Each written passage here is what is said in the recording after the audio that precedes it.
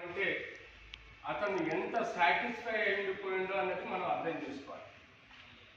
Patient ఎవరైతే complaint ఇస్తున్నారో sister గురించి కానీ, డాక్టర్ గురించి కానీ, టెక్నీషియన్స్ గురించి కానీ, ఈవెన్ సెక్యూరిటీ గురించి కానీ, హౌస్ కీపింగ్ వాళ్ళ గురించి కానీ, ఏ పేషెంట్ అయితే కంప్లైంట్ ఇస్తాడో వాడు బిల్ పేమెంట్ కూడా తక్కువ చేసిపోతాడు, బ్లేమ్ చేసిపోతాడు.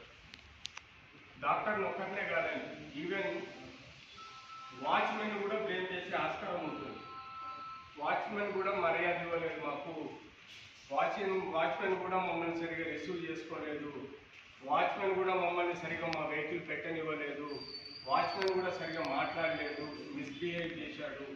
అక్కడి నుంచి మొదలవుతుంది ఎంట్రీ ఆఫ్ ద పేషెంట్.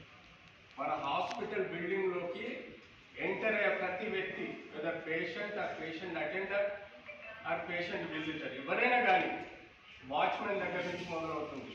తర్వాత హౌస్ కీపింగ్, తర్వాత రిసెప్షన్ పీపుల్, తర్వాత ఫ్రంట్ లైన్ ఆఫీసర్, తర్వాత మేనేజ్మెంట్, ఐపీ ఇన్పేషెంట్ మేనేజర్, తర్వాత డెస్క్ జాబ్స్ ఉండేవాళ్ళు, తర్వాత హెచ్ఓడీస్, తర్వాత